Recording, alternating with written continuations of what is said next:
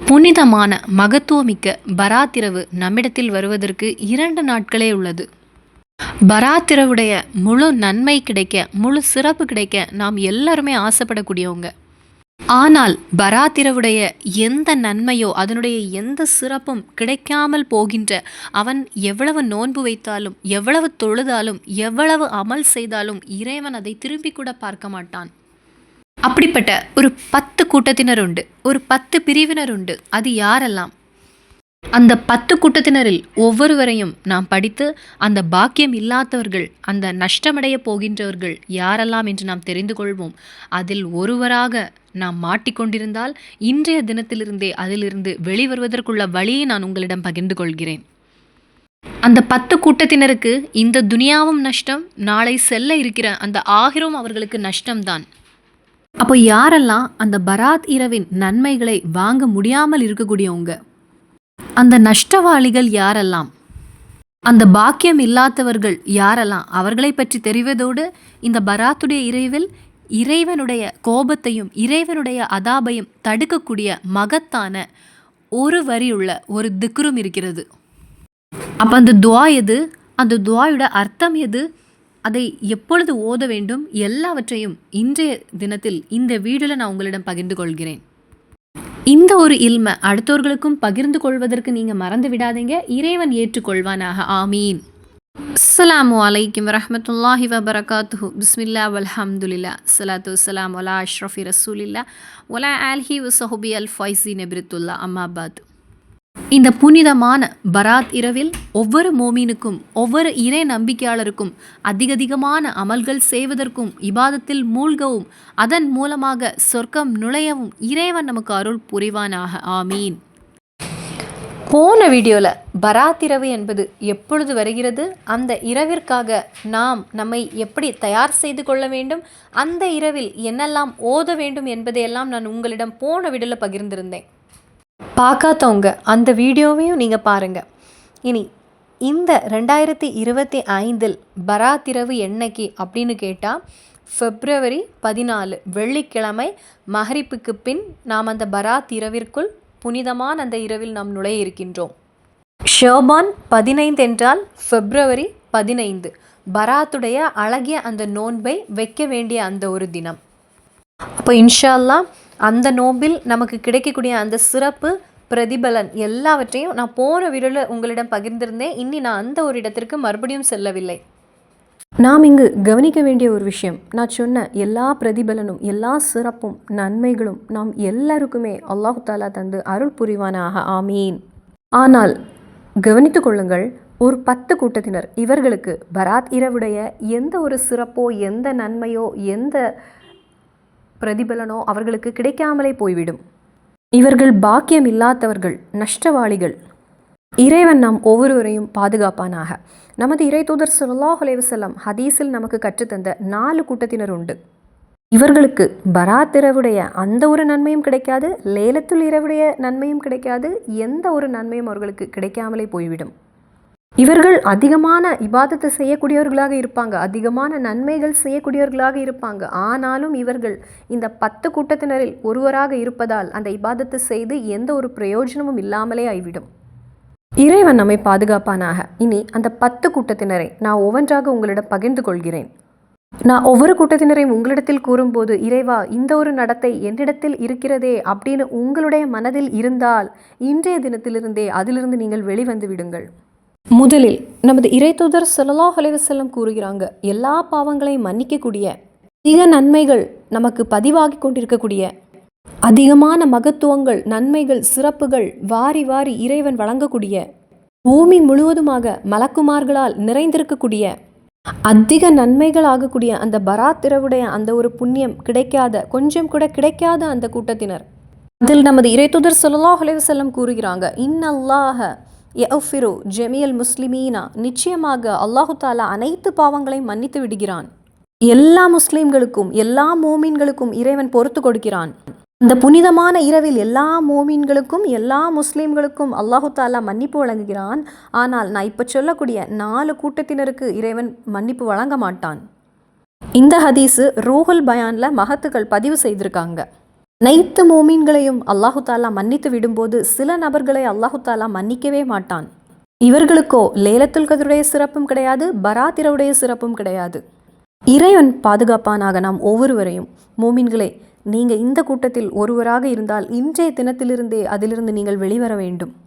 அதில் முதலில் இருப்பது தாய் தந்தையை வேதனை செய்தவர்கள், தாய் தந்தையின் சாபத்தை வாங்கியவர்கள், உம்மா வாப்பாவை தள்ளி வைக்கக்கூடியவர்கள், அவர்களை அசிங்கமாக பேசக்கூடியவர்களுக்கு. இவர்கள் எவ்வளவு பெரியவர்களாக இருந்தாலும் சரி, ஒரு உஸ்தாதாக இருந்தாலும் சரி, ஆலிமாக இருந்தாலும் சரி, ஹஜ்ஜு செய்தவர்களாக இருந்தாலும் சரி, இவர்களுடைய எந்த அமலையும் இறைவன் ஏற்றுக்கொள்ள மாட்டான். நமது உம்மாவை நமது உம்மாவாக பார்ப்பதற்கும் நமது தந்தையை நமது வாப்பாவாக பார்ப்பதற்கும் நமக்கு கடமை இருக்கிறது. சில நேரங்களில், பல நேரங்களில் உம்மா நம்மை திட்டலாம் அல்லது வாப்பா நம்மிடத்தில் கோபமாக நடந்து கொள்ளலாம். சில நேரங்களில் நமது உம்மா நம்மிடத்தில் நீதி இல்லாமல் நடந்திருக்கலாம். சில நேரங்களில் நமது தந்தை நம்மிடத்தில் நீதி இல்லாமல் நடந்திருக்கலாம். ஆனால் அதை பார்க்கக்கூடியது அவர்களும் இறைவனும். அவர்கள் நமது தாய் தந்தையாகும். அவர்கள் நம்மை சிறு வயதில் அழகான முறையில், நல்ல முறையில் பார்த்தவர்களாகும். சிறு வயதில் அவர்கள் நம்மிடத்தில் கருணை காண்பித்தவர்கள். அந்த சிறு வயதில் அவர்கள் நம்மிடத்தில் கருணை காணிக்காமல் இருந்தால் இப்போது நானும் நீங்கள் இங்கே இருக்க முடியாத ஒரு நிலையாக இருக்கும். அதான் அந்த துவாவுடைய அர்த்தம். ரப்பிர் ஹம் ஹுமா கமா ரப்பயானி சஈரா. இறைவா, என்னுடைய உம்மாவுக்கும் வாப்பாவுக்கும் நீ கருணை பொழிவாயாக ரப்பே. சிறு வயதில் அவர்கள் என்னிடத்தில் கருணை பொழிந்தது போல. அவர்களுடைய பொருத்தம் உங்களுக்கு இருந்தால்தான் இறைவன் நமது எந்த அமல்களையும் ஏற்றுக்கொள்வான். இது பராத் இரவில் மட்டுமல்ல, எந்த நாட்களில் ஆனாலும் சரி, அவர்களுடைய பொருத்தம் இருந்தால் மட்டுமே நமது எந்த அமலையும் இபாதத்தையும் இறைவன் ஏற்றுக்கொள்வான்.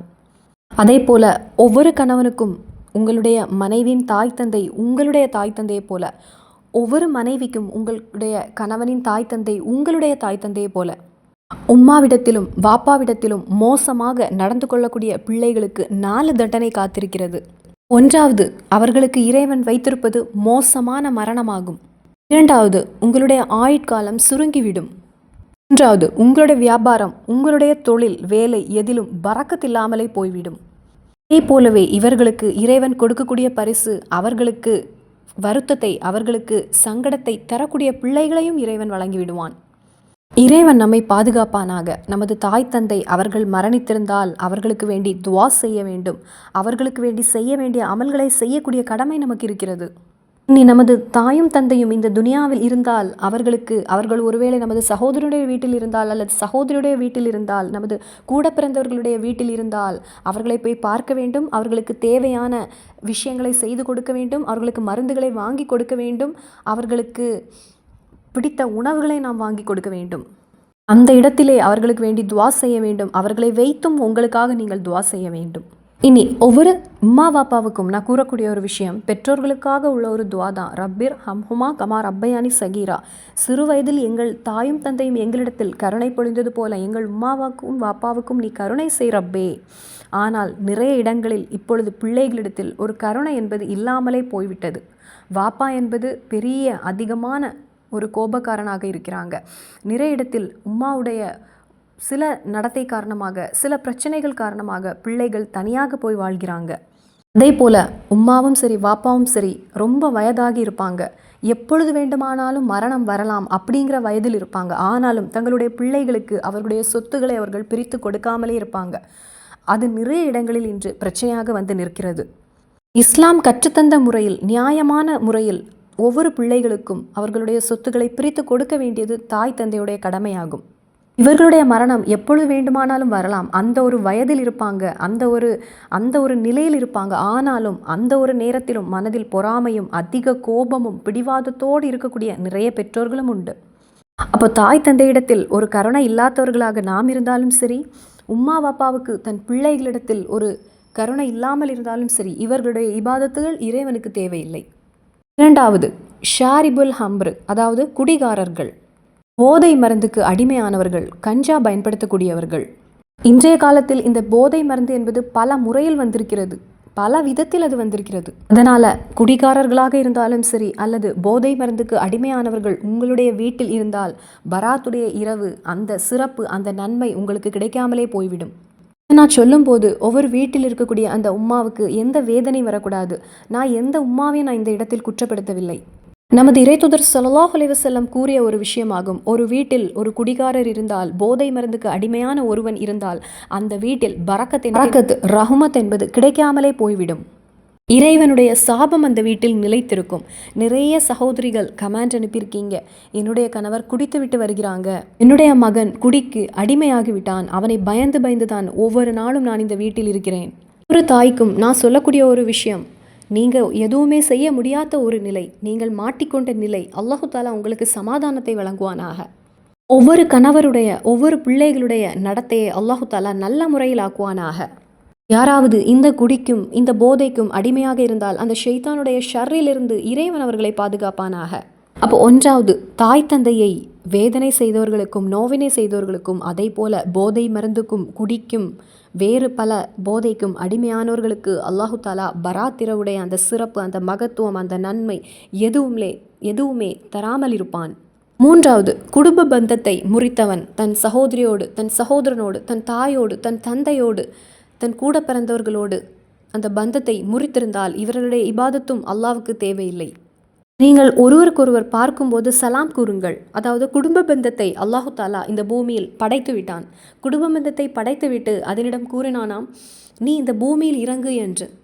அந்த குடும்ப பந்தம் இறைவனிடத்தில் கூறிய ஒரு விஷயம், நான் பூமிக்கு செல்கிறேன், ஆனால் ஒரு கண்டிஷன் இருக்கிறது. அந்த குடும்ப பந்தம் கூறியது, என்னை சேர்த்து வைத்திருக்கக்கூடியவனை நீ சொர்க்கம் நுழைய வைக்க வேண்டும், என்னை முறித்திருந்தால் அவனை நீ நரகத்தில் நுழைய வைக்க வேண்டும். இந்த ஒரு ஒப்பந்தத்தை நீ ஏற்றுக்கொண்டால், இதை கூறியது யார்? குடும்ப பந்தம். இந்த ஒரு ஒப்பந்தத்தை நீ ஏற்றுக்கொண்டால் நான் பூமியில் நுழைகிறேன். இறைவனும் அதற்கு தயாரானான். குடும்ப பந்தத்தை முறித்து வைத்திருக்கக்கூடியவன் தன் சகோதரியோடு, தன் சகோதரனோடு, தன் மகளோடு, தன் மருமகளோடு யாராவது குடும்ப பந்தத்தை முறித்திருந்தால் அவர்களுக்கு நரகமாகும். எல்லாரையும் பிரிந்திருக்கக்கூடியவரையும் சேர்க்கக்கூடியவனுக்கு அல்லாஹு தாலா சொர்க்கத்தை வைத்திருக்கிறான். அதனால ரொம்ப கவனமாக இருக்க வேண்டும். சிறு சிறு பிரச்சனைகள் காரணமாக சண்டை போட்டு இருக்கக்கூடியவங்க, உங்களுடைய எந்த ஒரு அமலும் இறைவனுக்கு தேவை கிடையாது, தேவையில்லை. நாலாவது, கவனிக்க வேண்டிய ஒரு விஷயம், நம்மாம் என்றால் நமீபத்து கூறக்கூடியவன், புறம் கூறக்கூடியவன், இங்கு உள்ள விஷயங்களை அங்கு போய் கூறக்கூடியவன், அங்குள்ள விஷயங்களை இங்கு வந்து கூறக்கூடியவன், ஒருவருக்கொருவர் இடையே ஒரு பிரச்சனை ஏற்படுத்தக்கூடியவன். அது நமக்கு தேவை கிடையாது. அடுத்தவர்களுடைய குற்றத்தையும் அடுத்தவர்களுடைய பிரச்சனையையும் அடுத்தவர்களுடைய புறத்தையும் தேடி தேடி நடக்கக்கூடியவன், அது நமக்கு தேவையில்லாத ஒரு விஷயம். மனதில் ஒரு குசும்பு, ஒரு பொறாமை கொண்டவன், அவனுக்கு மட்டும் இருக்கிறது எனக்கு இல்லையே, அவளுக்கு அது இருக்கிறது எனக்கு இல்லையே, அது இயற்கையான ஒரு விஷயம். இப்போ ஒருவனுக்கு நல்ல ஒரு வீடு இருக்கிறது, ஆனால் எனக்கு சின்ன வீடு தான் இருக்கிறது, அவனுக்கு கார் இருக்கிறது, எனக்கு பைக்கு தான் இருக்கிறது, அப்படியெல்லாம் நினைப்பது இயற்கையான ஒரு விஷயமாகும். இதை நாம் பொறாமைன்னு சொல்ல முடியாது. அவனுக்கு கார் இருக்கிறது, அவனுக்கு வீடு இருக்கிறது, அது எல்லாம் நாசமாக வேண்டும், எனக்கு அந்த பொருட்கள் எல்லாம் வேண்டும், எனக்கு மட்டும் வேண்டும் அப்படின்னு நினைக்கக்கூடியது தான் அந்த ஒரு பொறாமை தான். அவனுக்கு இருக்கக்கூடிய அந்த வீட்டை போல் எனக்கும் ஒரு வீடு வேண்டும், அவனுக்கு இருக்கக்கூடிய காரை போல் எனக்கும் ஒரு கார் வேண்டும், அப்படி நினைப்பது பொறாமை கிடையாது. அது ஒவ்வொருவருக்கும் உள்ள ஒரு ஆசையாகும். இறைவன் நம் ஒவ்வொருவருடைய மனதில் இருக்கக்கூடிய ஆசைகளையும் பூர்த்தி செய்து தருவானாக. இனி அடுத்தவர்களுடைய குற்றத்தையும் அவர்களுடைய பிரச்சனைகளையும் அவர்கள் செய்வதையும் பார்த்து குற்றம் கூறிக்கொண்டு நடக்கக்கூடியவர்களுடைய இபாதத்து அல்லாஹு தாலா ஏற்றுக்கொள்ள மாட்டான். அவர்கள் இபாதத்து செய்தும் எந்த பிரயோஜனமும் இல்லை. ஐந்தாவது, ஜோசிய வேலை. இந்த ஜோஷியம் பார்த்து நடந்தக்கூடியவர்களாக நீங்கள் இருந்தால் அதை நீங்கள் நிறுத்தி கொள்ளுங்கள். அப்படியானால் மட்டுமே இறைவன் உங்களுடைய இபாதத்துக்களை ஏற்றுக்கொள்வான். ஆறாவது, வீட்டில் சிகிறு செய்யக்கூடியவங்க, அதிகமான கஷ்டம், அதிகமான நோய், அதிகமான பிரச்சனை. என்ன காரணம் என்றால் வீட்டில் உள்ளவர்களே, தன் சொந்தக்காரர்களே, தன் உறவினர்களே கோவிலில் போய் ஏதாவது பூசாரியை பார்த்து அவர்களுக்கு வேண்டி சிகிறு செய்து வைக்கிறாங்க. நிறைய பேர் நமது ரசூல் ஸல்லல்லாஹு அலைஹி வஸல்லமே இதற்கு பயந்திருக்காங்க. இந்த ஒரு சேவினை நினைத்து, இந்த சிகிரை நினைத்து. சிகிறு செய்வதால் நமக்கு என்ன ஒரு பலன் இருக்கிறது, என்ன நன்மை நமக்கு இருக்கிறது? அடுத்தவருடைய கண்ணீர் மட்டுமே அங்கு சிந்துகிறது. சிகிறு செய்யக்கூடியவங்கள் கவனித்து கொள்ளுங்கள். அடுத்தவருடைய கண்ணீரை பார்ப்பதற்கு வேண்டி பூசாரியையும் கோவிலையும் தேடி சென்று, மந்திரவாதியையும் தேடி சென்று சிகிறு செய்யக்கூடியவர்களாக இருந்தால் இவர்களுக்கு நாசம்தான், மோசம்தான். இவர்களுக்கு இந்த துனியா மட்டுமல்ல, ஆகிரமும் நஷ்டம். துனியாவும் இழந்து விடுகிறார்கள், ஆகிரத்தையும் அவர்கள் இழந்து விடுகிறார்கள். அல்லாஹு நரகத்தில் வைத்து சுட்டு விடுவான், எரித்து விடுவான். நிறைய சிகிறு வைக்கக்கூடிய நபர்கள் இந்த காலத்திலும் இருக்கிறாங்க. ஒரு மண்ணை தோன்றாங்க, என்னெல்லாமோ நிறைய பொருட்களை வைக்கிறாங்க, அதை மூடுறாங்க. இப்படி நிறைய குடும்பங்கள் அதில் மாட்டிக்கொண்டு தவிக்கவும் செய்கிறாங்க. அவர்களுடைய கண்ணீரை அவர்கள் வாங்குகிறார்கள். இவர்களை சிகிறு செய்யக்கூடியவர்களும் சிகிறு செய்வதற்கு உதவி செய்யக்கூடியவர்களுக்கும் அல்லாஹு தாலா இந்த உலகில் இந்த துனியாவில் வைத்தே அவர்களுக்கு கொடுக்க வேண்டிய தண்டனையை அவர்கள் கதறி கதறி அழக்கூடிய அந்த தண்டனையை கொடுத்துவிட்டே இந்த துனியாவிலிருந்து இறைவன் அவர்களை அனுப்புவான். இதை கூறும்போது இது செய்யக்கூடிய நபர்கள் இருந்தால் அவர்களுக்கு இது புரிந்திருக்கும். நிறைய பேருடைய கண்ணீரை வாங்குகிறாங்க இவர்கள். 7வது, அடுத்தவரிடத்தில் பொறாமையும் குசும்பும் கோபமும் கொண்டு நடக்கக்கூடியவர்கள். இவர்களுடைய அமல்களை இவர்களுடைய இபாதத்துகளை இறைவன் ஏற்றுக்கொள்ள மாட்டான். 8வது, தற்கொலை செய்யக்கூடியவங்க. ட்ரெயினில் போய் சாடி அல்லது வீட்டில் தூக்கு போட்டு அல்லது கையை வெட்டி அல்லது விஷம் குடித்து அந்த நேரத்தில் என்ன செய்வது என்று தெரியாமல் திடீரென்று எடுக்கக்கூடிய அந்த முடிவு, இப்படி செய்வதால் இறைவன் நமது அமல்களை ஏற்றுக்கொள்ள மாட்டான். இனி 9வது கூட்டத்தினர். ஒரு கூட்டத்தினர் உண்டு. இவர்களிடத்தில் என்ன சொன்னாலும் சரி இவர்கள் கேட்பார்கள், அல்லாஹ் அப்படி கூறினானா, ரசூல் ஸல்லல்லாஹு அலைஹி வஸல்லம் அப்படி கூறினானா. இவர்களும் அந்த அமல்களை செய்ய மாட்டார்கள், அடுத்தவர்களையும் அவர்கள் செய்ய விட மாட்டார்கள். எந்த ஒரு நல்ல விஷயத்தை அவர்களிடத்தில் கூறினாலும் சரி, எதை கூறினாலும் சரி, அல்லாஹ் அப்படி கூறினானா, ரசூல் ஸல்லல்லாஹு அலைஹி வஸல்லம் அப்படி சொன்னாங்களா, இதை ஓத சொன்னா, இறைவன் கூறினானா இப்படின்னு கேட்டு சந்தேகத்தோடு தானும் செய்யாமல் அடுத்தவர்களையும் செய்ய விடாமல் தடுக்கக்கூடியவர்களுடைய எந்த அமலையும் இறைவன் ஏற்றுக்கொள்ள மாட்டான். 10வது, முஷ்ரிக் ஆகும். 10வது, ஷிர்க் செய்யக்கூடியவர்கள் தான். நாம் நன்மை செய்யக்கூடியவர்களாக இருக்க வேண்டும். நாம் சதக்க கொடுக்கவர்களாக மாற வேண்டும். அடுத்தவர்களிடத்தில் ஒரு பாசம் உள்ளவர்களாக நாம் இருக்க வேண்டும். நல்ல விதத்தில் துவா செய்யக்கூடியவர்களாக இருக்க வேண்டும். அமல்கள் செய்யக்கூடியவர்களாக இருக்க வேண்டும். இதயத்தை சுத்தப்படுத்த வேண்டிய ஒரு மாதமாகும் இந்த ஷோபான் என்பது.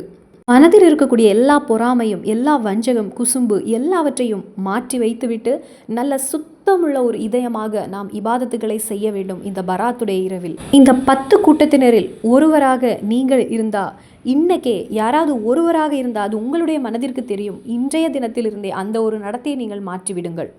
அப்படியானால் மட்டுமே நீங்கள் செய்திருக்கக்கூடிய இபாதத்துகள், நீங்கள் செய்ய போகிற இபாதத்துகளையும் இறைவன் ஏற்றுக்கொள்வான்.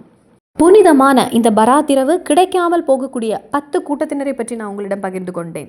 இந்த பராத்துடைய இரவில் நாம் அதிலிருந்து விடுதலை அடைகின்றோம். எதிலிருந்தெல்லாம்? இறைவனுடைய கோபத்திலிருந்து, இறைவனுடைய அதாபிலிருந்து, இறைவனுடைய தண்டனையிலிருந்து, நரகத்திலிருந்தெல்லாம் நாம் ரப்பிடத்தில் பாதுகாவல் தேடுகிறோம்.